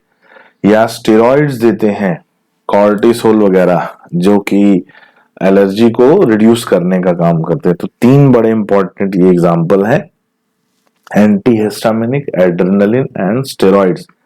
Next आता है asthma. Asthma is respiratory disease due to allergy. Asthma क्या है, अस्थमा एक रेस्पिरेटरी डिजीज है जो एलर्जी की वजह से होता है, और ये एलर्जी जो है ब्रीदिंग को डिफिकल्ट बनाता है, ठीक है, व्हीजिंग साउंड प्रोड्यूस करता है। तो मॉडर्न डे की जो हमारी लाइफस्टाइल है, protected environment provide early in life result low immunity and more sensitivity to allergy. तो आजकल जो हम प्रोटेक्टेड एनवायरनमेंट में रहते हैं, घर में रहेंगे, एसी चलेगा, बाहर की हवा नहीं लेंगे, ठीक है, पार्क वगैरह में घूमने नहीं जाएंगे, ठीक है, पानी भी पियेंगे तो घर का आरओ का पियेंगे, हैंडपंप का पानी पिए तो जमाना हो गया है ना, क्योंकि हैंडपंप का पानी तो हम क्या मानते हैं, वो तो भाई साफ नहीं होता, जबकि ऐसा नहीं है। हमें टाइम टू टाइम बाहर से भी एक्सपोजर लेना चाहिए, ठीक है। बाहर से एक्सपोजर लेंगे टाइम टू टाइम तो क्या होगा, टाइम टू टाइम एक्सपोजर लेंगे तो बच्चों हमें हमारा इम्यून सिस्टम को स्टिमुलेशन मिलता रहेगा, एक्सपोजर मिलता रहेगा, और इम्यून सिस्टम स्ट्रांग बना रहेगा। So many children in the metro cities suffer from allergies and asthma. तो बड़े शहरों में जो बच्चे होते हैं वो जनरली एलर्जी और अस्थमा से अफेक्टेड पाए जाते हैं। नेक्स्ट आते हैं ऑटो इम्यूनिटी। ऑटो इम्यूनिटी वो कंडीशन है जब हमारा इम्यून सिस्टम हमारी ही बॉडी को डिस्ट्रॉय करने लगे। हायर वर्टिब्रेट्स में memory based acquired immune system होता है जो सेल्फ और नॉन सेल्फ टिश्यू को आइडेंटिफाई कर सकता है, यानी कौन सी सेल बॉडी की और कौन सी बाहर से आई। लेकिन कभी कभी किसी जेनेटिक या अननोन रीजन की वजह से हमारी बॉडी खुद की ही सेल्स को डैमेज करने लगती है और उस कंडीशन को ऑटो इम्यूनिटी कहा जाता है। जैसे कि आपने अगर सुना होगा हाशिमोटो डिजीज, ठीक है, हाशिमोटो डिजीज एग्जांपल है, रीमेटॉइड आर्थराइटिस इसका एक एग्जांपल है, ठीक है। तो फिर परनीशियस एनीमिया भी इसका एक एग्जांपल मिलता है, ठीक है। तो ये सारे एग्जांपल मिलते हैं किसके, ऑटो इम्यूनिटी के। नेक्स्ट आता है एड्स एक्वायर्ड इम्यूनोडेफिशिएंसी सिंड्रोम। ये डेफिशिएंसी ऑफ इम्यून सिस्टम को कॉज करता है, वायरल इन्फेक्शन से होता है। सिंड्रोम किसे कहते हैं, जब कई बीमारियों का सिम्टम एक साथ दिखाई देने लगे तो उस कंडीशन को सिंड्रोम कहा जाता है। याद रखना ये किससे होता है, एचआईवी वायरस से होता है। एचआईवी वायरस जिसे ह्यूमन इम्यूनो डेफिशिएंसी वायरस कहा जाता है, ठीक है, ह्यूमन इम्यूनो डेफिशिएंसी वायरस, या इसे हम रेट्रो वायरस भी कहते हैं। क्यों, क्योंकि ये जो वायरस है इसका जीनोम जो है वो आरएनए होता है। क्या होता है, आरएनए। आरएनए से फिर ये क्या बनाता है, डीएनए बनाता है, और डीएनए से फिर ये मैसेंजर आरएनए बनाता है। तो जब आरएनए से डीएनए जो भी वायरस बनाया उसे रेट्रो वायरस कहा जाता है, ठीक है। और इस प्रोसेस को रिवर्स ट्रांसक्रिप्शन कहते हैं। तो रेट्रो वायरसेस में रिवर्स ट्रांसक्रिप्शन करने की कैपेसिटी पाई जाती है। इस डिजीज का फर्स्ट जो ऑब्जर्वेशन है वो 1981 यूएस में हुआ था। इन द लास्ट 25 ईयर लगभग 25 मिलियन लोग इससे मारे जा चुके हैं, डेथ हो चुकी है। नेक्स्ट आते हैं ट्रांसमिशन की बात करें। ट्रांसमिशन कैसे होता है, ट्रांसमिशन हो गया sexual contact with infected person. Infected person से सेक्सुअल कांटेक्ट होता है। Transfusion of contaminated blood and blood product. Contaminated blood और ब्लड प्रोडक्ट से अगर ट्रांसफ्यूजन होता है। शेयरिंग ऑफ इन्फेक्टेड नीडल, अगर इन्फेक्टेड नीडल कोई शेयर कर रहा है from infected mother to child by placenta. Infected mother से चाइल्ड में भी जा सकता है बाई प्लासेंटा, ये बात याद रखना है। किन लोगों में ज्यादा रिस्क होता है एचआईवी होने का, individuals having multiple sexual partner, drug addicts जो होते हैं और इंटरवीनस ड्रग कंज्यूम करते हैं उनमें हो सकता है, जिनमें बार बार ब्लड ट्रांसफ्यूजन की जरूरत होती है उनमें हो सकता है, चाइल्ड जिनकी मदर जो है वो एचआईवी इन्फेक्टेड हो उनमें भी कॉमनली पाया जा सकता है या हाई रिस्क होता है। HIV does not spread by touch और physical contact, it only spread through body fluid. ये टच या फिजिकल कॉन्टैक्ट से स्प्रेड नहीं होता, ये केवल बॉडी फ्लूइड्स के थ्रू जो है स्प्रेड होता है। इसका जो टाइम है, टाइम लैग, वो फ्यू मंथ से लेके 5 to 10 ईयर्स तक पाया जा सकता है, और इन्फेक्शन से सिम्टम अराइज होने में 5 से 10 साल का समय लग सकता है, ठीक है। रेट्रोवायरस क्या करते हैं भाई, कैसे अफेक्ट करते हैं बॉडी को, अगर देखेंगे तो रेट्रोवायरस जो है ये सबसे पहले क्या करते हैं, ये एक रेट्रोवायरस है, जैसे मान लीजिए इसका आरएनए कोर है जो जेनेटिक मटेरियल और प्रोटीन कवरिंग इसकी पाई जा रही है, ये एक नॉर्मल एनिमल सेल पर अटैक करेगा। नॉर्मल एनिमल सेल पर अटैक करेगा तो अपना आरएनए उसमें रिलीज कर देगा। क्या रिलीज कर देगा, आरएनए रिलीज कर देगा। अब उस आरएनए से क्या बना देगा, उस आरएनए से ये डीएनए बना देगा। ध्यान से सुनना, जो ग्रीन वाला पार्ट है वो आरएनए है, जो रेड वाला पार्ट है वो डीएनए। अब ये डीएनए जाएगा और होस्ट सेल के डीएनए में अटैच हो जाएगा, होस्ट सेल के जीनोम में अटैच हो गया। होस्ट सेल की पूरी मशीनरी को यूज करके मल्टीप्लिकेशन करता है, अपना नंबर इंक्रीज करता है, नए वायरसेस को प्रोड्यूस करता है, और जो सेल है उसे एज ए फैक्ट्री यूज करता है। तो बार बार ये प्रोडक्शन करता रहता है और नए वायरसेस बनाता रहता है। फाइनली जब इसका नंबर ठीक ठाक अमाउंट में इंक्रीज हो जाता है तब इस जो मशीनरी सेल है इसको भी डिस्ट्रॉय करके फिर बॉडी पर अटैक करते हैं। तो ये बेसिकली अपना नंबर को बढ़ाने के लिए काम करते हैं। कौन काम करता है भाई, जो आरएनए वायरसेस होते हैं या रेट्रो वायरसेस होते हैं। लाइफ साइकिल ऑफ एचआईवी की बात करें तो एचआईवी बॉडी में एंटर करता है, बॉडी में एंटर करते ही ये macrophages act as HIV factory, macrophages पर एक्ट करता है और हेल्पर टी सेल्स, याद रखना हेल्पर टी सेल्स पर अफेक्ट करता है। RNA genome replicates in presence of reverse transcriptase to form viral DNA। ये रिवर्स ट्रांसक्रिप्शन करता है क्योंकि इसके पास एक एंजाइम भी है रिवर्स ट्रांसक्रिप्टेज, तो उस एंजाइम की मदद से ये रिवर्स ट्रांसक्रिप्शन करता है और अपने RNA से DNA बनाता है। Viral DNA incorporate with the host DNA। अब ये DNA होस्ट DNA के साथ अटैच हो गया। Infected cell produces viral particle, HIV enter to helper T cells, TH lymphocytes पर अटैक करता है, उनका सेल्स का नंबर डिक्रीज करता है।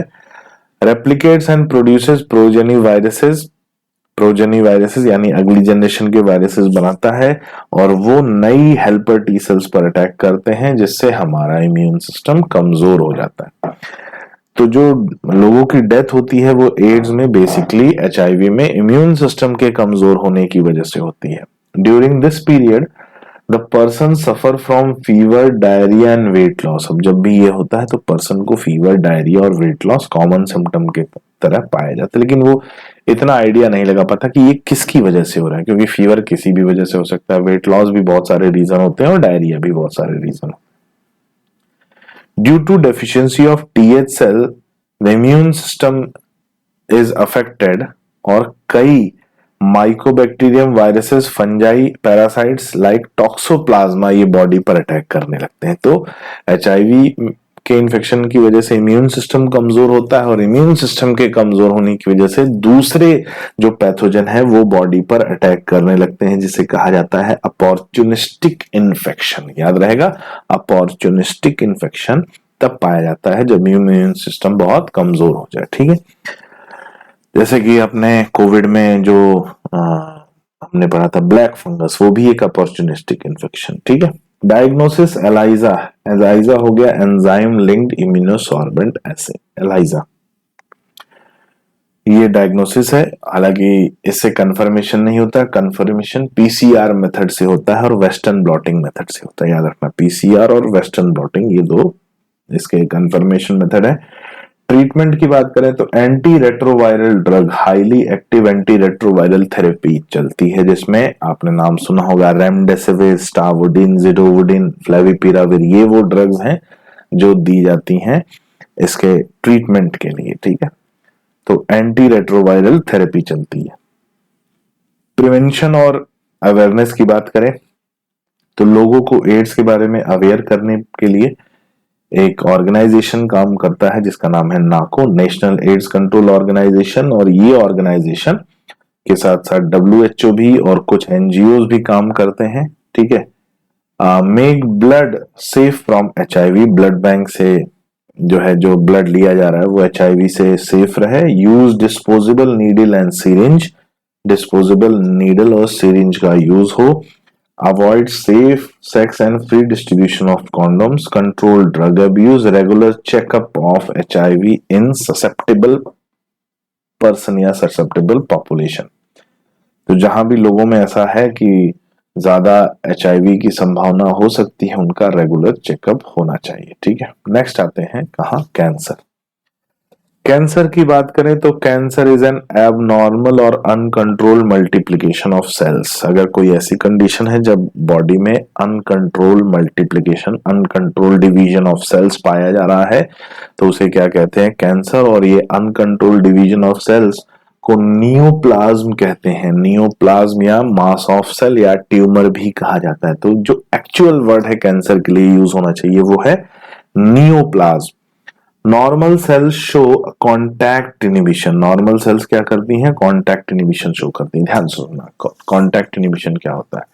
अगर मान लो कहीं पर इतना स्पेस प्रेजेंट है जहां पर 10 सेल की जरूरत है। ठीक है, अब 1 सेल जाएगी, 2 सेल जाएगी, 5, 6, 7, 8, 9 सेल जाएगी, तो वहां पर क्या होगा, वहां पर भीड़ बढ़ने लगेगी।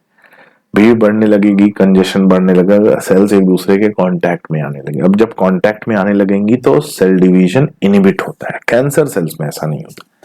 कैंसर सेल्स में कांटेक्ट इनिबिशन नहीं होने की वजह से भले जगह ना हो वहां पर अनकंट्रोल ग्रोथ पाई जाती है। तो cancer cells lack contact inhibition, याद रखना, ठीक है, इनमें कॉन्टैक्ट इनिबिशन नहीं होता। और लिखा है cancer cells do not have this property, इनमें ये प्रॉपर्टी नहीं पाई जाती। कैंसर की बात करें तो दो तरह का होता है, बेनाइन ट्यूमर और मैलिग्नेंट ट्यूमर। ऐसा ट्यूमर जो लीथल नहीं होता, दूसरे पार्ट्स में स्प्रेड नहीं होता, थोड़ा नुकसान पहुंचाता है and can be treated completely, उसे कहा जाता है बेनाइन ट्यूमर। इसमें कैप्सूल प्रेजेंट होता है, कैप्सुलेटेड होता है, तो इसलिए एक जगह पर ही ग्रोथ पाई जाती है, लोकल ग्रोथ होती है, ये दूसरे ऑर्गन्स या दूसरे टिश्यूज में नहीं फैलता। दूसरा है मैलिग्नेंट ट्यूमर, इसमें कैप्सूल नहीं होता, इसकी जो ग्रोथ है वो नियोप्लाज्मिक ग्रोथ है, यानी ट्यूमर सेल्स डेवलप हो रही हैं और वो दूसरे ऑर्गन्स और टिश्यूज में तेजी से स्प्रेड होते हैं, इसे बोलते हैं मेटास्टेसिस, ठीक है। और इसकी वजह से ये दूसरी जगह जाकर भी वहां पर ट्यूमर का फॉर्मेशन करते हैं और इसकी वजह से ये क्या हो जाते हैं, लीथल हो जाते हैं। तो ये दूसरी जगह फैलकर ट्यूमर डेवलप करने की जो प्रॉपर्टी है उसे कहा जाता है मेटास्टेसिस, और इसकी वजह से ये क्या हो जाते हैं, ज्यादा हार्मफुल होते हैं, लीथल होते हैं, और इसीलिए नाम पड़ा है मैलिग्नेंट ट्यूमर। नेक्स्ट आते हैं कॉज ऑफ कैंसर, कार्सिनोजेन, ठीक है। कॉज ऑफ कैंसर में कार्सिनोजेन, ऐसे एजेंट जिनकी वजह से कैंसर होता है उन्हें कहते हैं कार्सिनोजेन, याद रहेगा। तो फिजिकल एजेंट के फॉर्म में अगर हम बात करें तो आयोनाइजिंग रेडिएशन लाइक एक्सरे हो गया, गामा रे हो गया, और non ionising radiation like ultraviolet ray, ये जो है ये रेडिएशन बॉडी में कैंसर के फॉर्मेशन को प्रमोट करते हैं। केमिकल एजेंट की बात करें तो टोबैको स्मोक, जिसमें होता है, क्या होता है,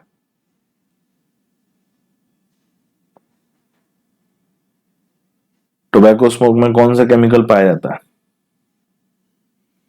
एन नाइट्रोसो डाइथाइलिन, ठीक है, याद रखना। Major cause of lung cancer है vinyl chloride, caffeine, nicotine, mustard gas. ये वो केमिकल्स हैं जो बॉडी में जाते हैं तो कैंसर फॉर्मेशन को प्रमोट करते हैं। बायोलॉजिकल एजेंट की बात करें तो ऑन्कोजेनिक वायरसेस पाए जाते हैं, जिन्हें सी ऑन्कोजीन या प्रोटो ऑन्कोजीन कहा जाता है, यानी कैंसर कॉज करने वाले जीन बायोलॉजिकल एजेंट होते हैं। ऑन्को वायरसेस, HIV वायरस भी एक ऑन्को वायरस है, हर्पीज वायरस भी मिलता है, HSV2 वायरस, तो ये ऑन्कोजेनिक यानी कैंसर कॉजिंग होते हैं। बॉडी में ऐसी सेल्स भी पाई जाती हैं जो मॉडिफाई होकर कैंसरस सेल में बदल जाती हैं। कैंसर डिटेक्शन कैसे करते हैं, तो टिश्यू एग्जामिनेशन करते हैं, बायोप्सी जिसे कहा जाता है, जहां भी कैंसर हुआ है, जहां भी ट्यूमर डेवलप हुआ वहां से थोड़ी सी सेल्स को निकालकर माइक्रोस्कोप में हिस्टोपैथोलॉजिकल स्टडी की जाती है, उसे कहा जाता है biopsy. In case of leukaemia, biopsy and histopathological study. Bone और बोन मैरो सेल्स काउंट करते हैं, अगर उनका नंबर नॉर्मल से बहुत ज्यादा बढ़ा हुआ है तो हम उसे कैंसरस बोल सकते हैं।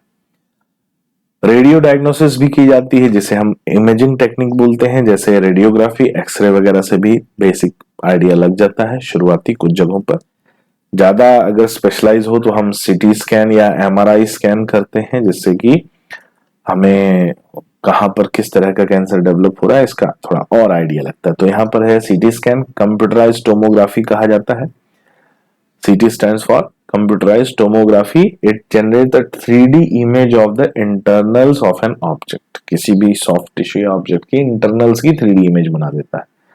और MRI fields and non-ionizing radiation detect pathological and physiological change in the living tissue, ये लिविंग टिश्यू में पैथोलॉजिकल और फिजियोलॉजिकल चेंज को आइडेंटिफाई करता है। फिर यूज ऑफ एंटीबॉडीज, एंटीबॉडीज का भी यूज किया जाता है, जिसे एंटीबॉडी डिटेक्शन टेस्ट कहते हैं।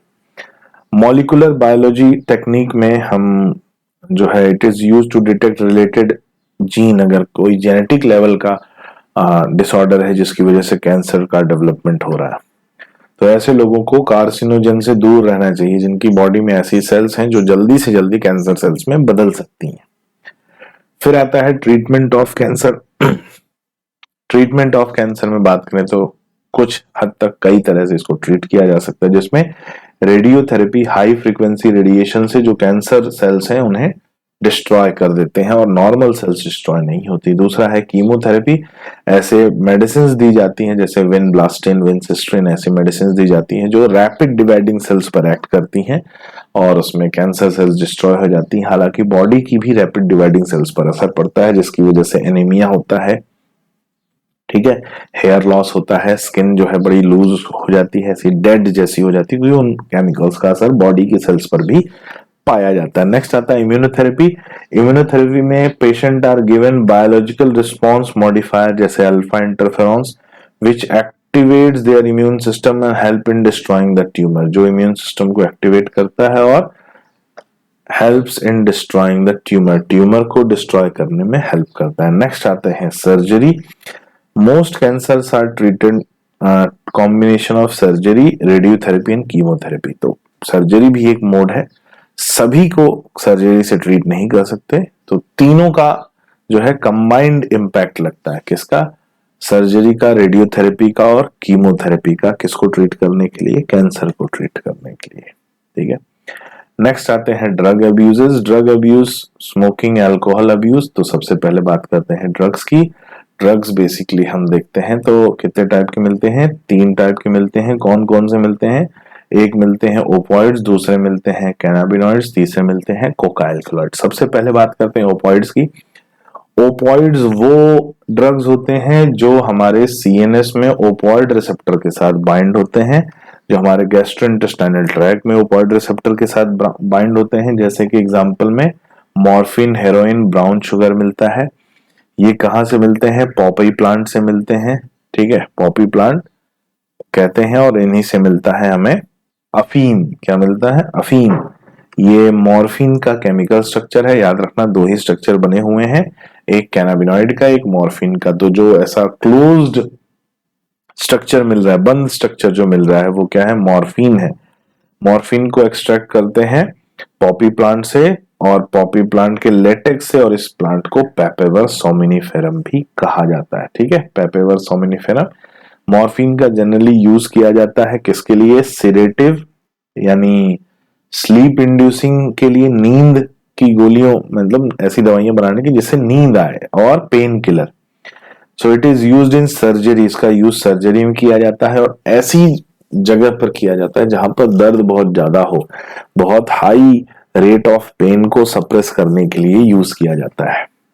अगर मॉर्फिन को हम डाईएसिटाइलेशन करें, मॉर्फिन का डाईएसिटाइलेशन करें तो डाईएसिटाइल मॉर्फिन बनता है, और ये बहुत पावरफुल ड्रग होता है। इसी को स्मैक या हेरोइन कहते हैं, ठीक है, क्या कहते हैं, स्मैक या हेरोइन। जो कैसे बनता है, बाय डाईएसिटाइलेशन ऑफ मॉर्फिन से बनता है।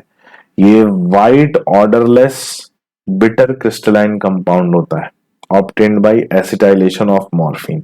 It is taken by snorting and injection, इसे या तो स्मेल किया जाता है या इंजेक्ट किया जाता है।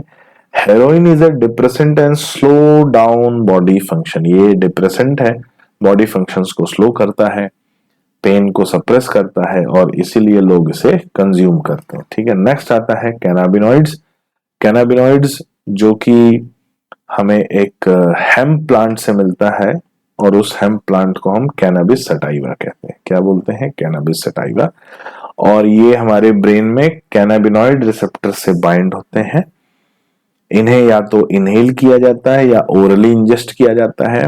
कैनाबिनॉइड नेचुरली कहाँ से मिलते हैं, from the inflorescence of cannabis sativa plant, cannabis sativa के इन्फ्लोरेसेंस से मिलते हैं। अलग अलग पार्ट से अलग अलग कैनाबिनॉइड्स मिलते हैं, जैसे फ्लावर टॉप्स हो गए, लीव्स हो गए, रेजिन हो गया, इन सब से अलग अलग हमें जो कंपाउंड मिलते हैं। कौन कौन से मिलते हैं, जैसे मारिजुआना, हशीश, चरस एंड गांजा, ये मिलता है, एक ही प्लांट से सब मिलता है, नाम है कैनाबिस सटाइवा, जैसे भांग या गांजे का पौधा कहते हैं, ठीक है। दे अफेक्ट कार्डियोवैस्कुलर सिस्टम, ये हार्ट ब्लड पंपिंग मैकेनिज्म को अफेक्ट करता है, कार्डियोवैस्कुलर सिस्टम को अफेक्ट करता है। Cannabinoids are abused by some sports person, ये कुछ इसका मिसयूज जो है स्पोर्ट्स पर्सन भी करते हैं। ऐसी लॉन्ग चेन जैसा स्ट्रक्चर हमें कैनाबिनॉइड का मिलता है, याद रखना ये क्लोज स्ट्रक्चर नहीं है। क्लोज स्ट्रक्चर किसका था, मॉर्फिन का। ये लीफ ऑफ कैनाबिस सटाइवा है, ठीक है, इसी से भांग या गांजा बनता है। और फ्लावर ब्रांच ऑफ धतूरा, ठीक है, ये एक दूसरा ड्रग है, इसके बारे में भी हम बात करेंगे। तीसरा आता है कोका एल्कोलॉइड। कोका एल्कोलॉइड जिससे हमें कोकीन, कोक या क्रैक मिलता है। ये एक प्लांट से मिलता है जिसे कोका प्लांट या एरिथ्रोजाइलम कोका कहते हैं, और ये न्यूरोट्रांसमीटर की तरह काम करता है और डोपामिन के ट्रांसपोर्ट को अफेक्ट करता है। कोकेन इज यूजुअली स्नॉटेड, इनहेल किया जाता है। सीएनएस को स्टिमुलेट करता है यूफोरिया के लिए, फीलिंग ऑफ रिलैक्सेशन के लिए, एंड इंक्रीज एनर्जी, एनर्जी को इंक्रीज करने के लिए। Excessive doses of cocaine causes hallucination. Cocaine का अगर एक्सेसिव डोजेज होता है तो उससे हेलोक्सिनेशन यानी भ्रम होता है। अब जो हमने ऊपर धतूरा की बात की, धतूरा जिसे एट्रोपा बेलाडोना या धतूरा भी कहा जाता है, ये भी हेलोक्सिनोजन होते हैं। ये भी क्या प्रोड्यूस करते हैं? हेलोक्सिनोजन, भ्रम पैदा करने वाले। ठीक है, मतलब जो दिख रहा है वो हो नहीं रहा, जो हो रहा है वो दिख नहीं रहा है। ठीक है, ऐसी सिचुएशन। ड्रग लाइक बार्बिचुरेट्स, एम्फेटामिन्स, बेंजोडायजापीन, कुछ और भी ड्रग्स हैं, बार्बिचुरेट्स, एम्फेटामिन्स एंड बेंजोडायजापीन्स। इनका यूज किया जाता है मेंटल इलनेस को ट्रीट करने के लिए, डिप्रेशन और इंसोम्निया के ट्रीटमेंट के लिए। लेकिन कुछ पेशेंट इनको भी इंजॉय करने लगते हैं क्योंकि ये उनके फिजिकल, फिजियोलॉजिकल और साइकोलॉजिकल फंक्शन को अफेक्ट करने लगता है। तो कुछ लोग तो इसी को बोल, नहीं बढ़िया चल रहा है, सब मजा आ रहा है, चलने दो। ठीक है, तो ये यूज किए जाते हैं मेडिकल, जो मेडिकल इलनेस के ट्रीटमेंट के लिए यूज किए जाते हैं बार्बिचुरेट्स, एम्फेटामिन्स एंड बेंजोडायजापीन। नेक्स्ट आते हैं स्मोकिंग। स्मोकिंग की बात करें तो स्मोकिंग का जो यूज है वो इंसान लगभग 400 सालों से कर रहा है, और उसका तो हमें एविडेंस भी मिल रहा है, और पहले से कर रहा होगा। इट इज स्मोक, च्यूड और यूज्ड एज स्नफ। तो कुछ लोग स्मोक करते हैं टोबैको को, कुछ लोग चबाते हैं, और कुछ लोग स्नफ यानी स्मेल करते हैं। It contain many chemical substances like nicotine. इसमें कई केमिकल सब्सटेंसेस पाए जाते हैं, जैसे निकोटीन जो कि एक एल्कलॉइड है। अब निकोटीन क्या इंपैक्ट करता है? एडिक्शन इसी की वजह से आता है। Nicotine stimulate adrenal gland to release adrenaline and noradrenaline, causing high BP and heart rate. तो ब्लड प्रेशर को बढ़ाने के लिए, हार्ट रेट को बढ़ाने के लिए लोग निकोटीन को कंज्यूम करने लगते हैं, क्योंकि ये उनकी बॉडी पर स्टिमुलेटिंग इफेक्ट देता है। Smoking causes cancer of lungs, urinary bladder and throat. इसके अलावा bronchitis, emphysema, coronary heart disease, gastric ulcer etcetera भी स्मोकिंग से ही होता है। और tobacco chewing causes oral cancer. जो लोग तंबाकू चबाते हैं उन्हें ओरल कैंसर होता है। ठीक है, देख रहा है विनोद तंबाकू चबाने से क्या क्या होता है।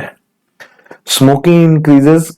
अब स्मोकिंग करेंगे तो बॉडी में स्मोक जाएगा, CO कार्बन मोनोऑक्साइड जाएगा। कार्बन मोनोऑक्साइड ऑक्सीजन ट्रांसपोर्ट को और ऑक्सी हेमोग्लोबिन की फॉर्मेशन को इनहिबिट करता है, और इसीलिए ये ऑक्सीजन डेफिशिएंसी को लीड करता है बॉडी में, रेस्पिरेटरी एफिशिएंसी को रिड्यूस करता है। Adolescence and drug alcohol. Adolescence क्या हो गया? 12 से 18 साल की वो उम्र जिसमें बच्चे होते हैं और बड़े बनने की उनमें बहुत ज्यादा चुल रहती है। ठीक है, इसी को बोला जाता है एडोलेसेंस पीरियड। ठीक है, कि वो कहते हैं नहीं हम बड़े हो गए हैं और घर वाले मानने को तैयार नहीं, घर वाले कोई इज्जत नहीं दे रहे। अब उनको लगता नहीं, अब हमको चाहिए फुल इज्जत। ठीक है, और हम इज्जत हमें घर में नहीं मिल रही तो बाहर से मिलेगी। बाहर सोसाइटी में अपना पार्टिसिपेशन शो करने का एफर्ट लगाते हैं।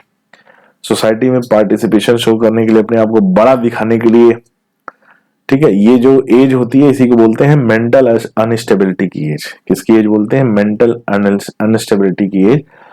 And it is very vulnerable phase of mental and psychological development. तो इस समय में अपने दिमाग को काबू में रख के सही दिशा में काम किया तो सही जगह पहुंचोगे, नहीं काम किया तो फिर पता नहीं कहां पहुंचोगे। ठीक है, तो इस एज में लोग ड्रग्स और अल्कोहल की तरफ ज्यादा अफेक्ट होते हैं। जैसे कि क्यों अफेक्ट होते हैं? तो पहला कॉज है क्यूरियोसिटी एंड एक्सपेरिमेंटेशन। चलो करते हैं, देखते हैं कैसा लगता है ना। जो लोग सिगरेट पीते हैं या जो लोग ऐसा अल्कोहल लेते हैं, देखते हैं कैसा लगता है, एक्सपेरिमेंट करते हैं। Need for adventure and excitement. अरे बड़ा मजा आया, स्कूल से भाग के गए थे और बिल्डिंग वहां स्कूल के पीछे वाली दीवार के पीछे जो टपरी थी उसके पीछे खड़े होकर अपन सिगरेट पी, बड़ा अच्छा लगा, है ना। इसी एज में बच्चे अफेक्ट होते। तो इसके फेसिंग प्रॉब्लम को फेस करने से भागना। ये तो मैं बोलूंगा कि भाई ये बच्चों की तो दिक्कत है ही, बड़ों की भी बहुत सारी दिक्कत है, बड़े भी बहुत सारी प्रॉब्लम को फेस करने से भागते हैं। Stress from pressure to excel in academics. बड़ा प्रेशर है भाई, शर्मा जी की लड़की का बड़ा नंबर आ रहा है, मिश्रा जी का लड़का देख रहे हो, गुप्ता जी का लड़का कहाँ पहुंच गया है ना, और तुम यहीं रह गए। तो ये जो प्रेशर है, एकेडमिक प्रेशर जो घर वाले देते हैं, जान पहचान वाले देते हैं, ये भी एक रीजन होता है। Television, movies, newspaper, internet etcetera. जुबा केसरी है ना, बस समझ लो, है ना, जुबा Kesari. Unstable and unsupportive family structure and peer pressure. अगर कहीं किसी के फैमिली के साथ कोई प्रॉब्लम है, सपोर्ट नहीं है, और फ्रेंड्स और बाकियों को देखकर लड़का जो है प्रेशर में आ जाता है, या लड़की प्रेशर में आ जाए। आजकल तो समानता का अधिकार हर जगह है, तो ये जो प्रेशर में आ रहे हैं और वो प्रेशर फील कर रहे यार एग्जाम आ गया है और ऐसा हो रहा है वैसा हो रहा है, नंबर पढ़ाई नहीं हुई है, अब हम कितने दिन बच गए आज एग्जाम को। अगर हम देख 15 दिन में आप अपन महा टाइम टेबल बनाएंगे, 15 दिन का टाइम टेबल, 5 दिन फिजिक्स, 5 दिन केमिस्ट्री, 5 दिन बायो, ठीक है, 15 दिन का महा टाइम टेबल बनेगा। तो ऐसी चीजें ना करो, है ना, न करनी चाहिए। बच्चों को अगर है तो उन्हें समझाना चाहिए, और उन्हें खुद, हालांकि समझ में तो कम आएगा, ये उम्र ऐसी होती है, लेकिन समझ में आ जाए तो अच्छी बात है। एडिक्शन एंड डिपेंडेंस की बात करें तो एडिक्शन क्या होता है, साइकोलॉजिकल अटैचमेंट होता है, जिसमें यूफोरिया और टेम्परेरी वेलबींग होता है, और पर्सन उसकी तरफ जो है अटैच्ड फील करता है, ड्रग और alcohol.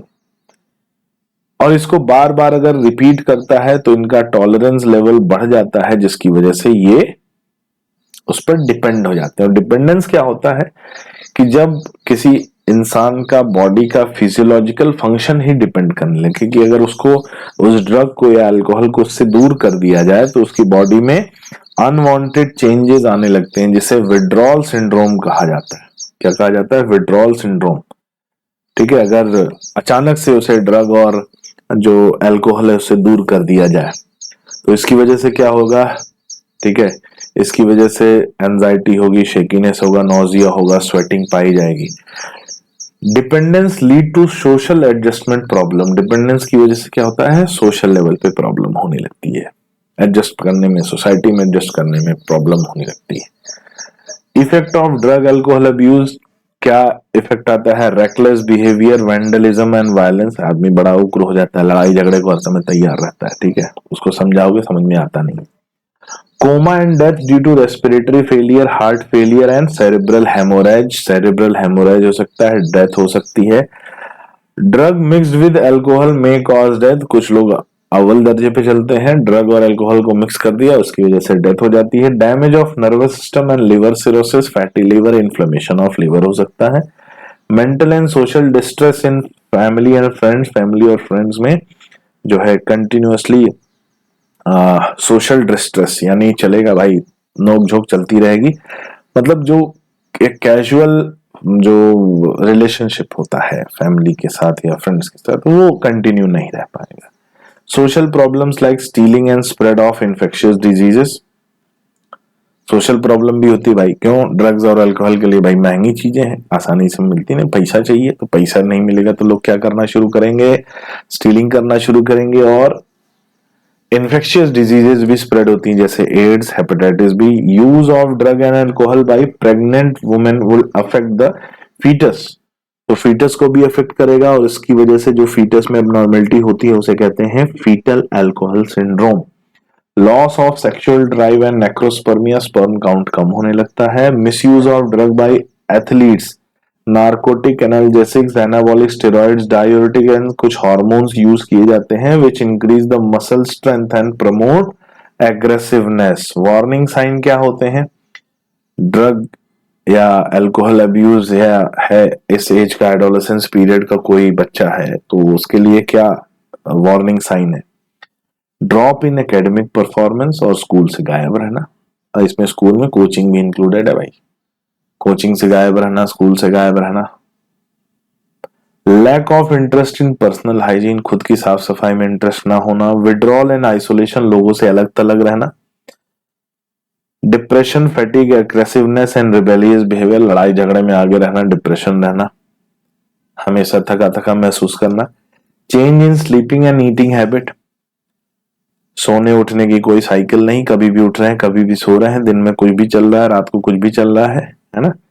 Fluctuation of body weight and appetite, body weight fluctuate हो रहा है, कभी बढ़ रहा है कभी घट रहा है, कभी भूख ज्यादा लग रही कभी कम लग रही, कभी खा रहे हैं कभी नहीं खा रहे। Loss of interest in hobbies, hobbies में इंटरेस्ट नहीं रह गया है। Deterioration of relationship with family and friends, family और फ्रेंड्स की रिलेशनशिप को क्या हो गया है, वो खत्म हो गई है भाई, अब वो रिलेशनशिप में वो फ्रेंडशिप नहीं रही, ठीक है। Side effect of anabolic steroid abuse, males की बात करें, एक्ने, मेल्स में क्या होता है, acne, mood swing and depression, aggressiveness बढ़ जाता है, रिड्यूस टेस्टिकल्स, टेस्टिकल्स का साइज रिड्यूस होता है, decrease sperm count, kidney and liver function, breast enlargement, premature baldness, enlargement of prostate gland, ये जो चेंजेस हैं ये स्टेरॉइड्स की वजह से मेल में पाए जाते हैं। फीमेल की बात करें, masculinisation, muscular development, mood swing and depression, increased aggressiveness, excessive hair growth, abnormal menstrual cycle, deepening of voice, enlargement of clitoris, ये फीमेल में पाया जाता है। In adolescent male and female, severe facial and body acne, premature closure of growth centre of the long bones resulting in stunt growth, growth reduce हो जाती है और acne और बॉडी पर जो है जो पिंपल्स का डेवलपमेंट बहुत ज्यादा पाया जाता है, ठीक है। प्रिवेंशन एंड कंट्रोल की बात करें, avoid undue peer pressure, unnecessary peer pressure को अवॉइड करें। प्रिवेंट करने के लिए एजुकेशन एंड काउंसलिंग, प्रॉपर जो काउंसलर्स हैं जो एक्सपर्ट्स हैं उनसे कंसल्टेंसी करें, मतलब कंसल्ट करें। Seeking help from parents and peers, looking for danger sign, seeking professional and medical help, psychologist and psychiatrist से कंसल्ट कर सकते हैं और डी एडिक्शन या रिहेबिलिटेशन प्रोग्राम भी ज्वाइन कर सकते हैं अगर वो लेवल ज्यादा है, ठीक है। तो ये हो गया बच्चों किसको लेकर, ह्यूमन हेल्थ एंड डिजीजेस को लेकर। मुझे उम्मीद है ये पॉइंट्स आप रिवाइज करेंगे और ये समझ में आए होंगे और इसको लेकर आगे बढ़ेंगे, ठीक है। तो अभी इस क्लास में इतना ही, आगे मिलेंगे नेक्स्ट क्लास में अगले टॉपिक के साथ।